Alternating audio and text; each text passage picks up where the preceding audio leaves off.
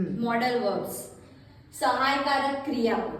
અત્યારે હાલ જે આપણે જોઈએ છે પ્લે, સ્પીક, લર્ન એ બધા મૂળ ક્રિયાપદ છે અને મૂળ ક્રિયાપદની જોડે એમને હેલ્પ કરતા હોય તેવા ક્રિયાપદો છે સહાયકારક ક્રિયાપદ.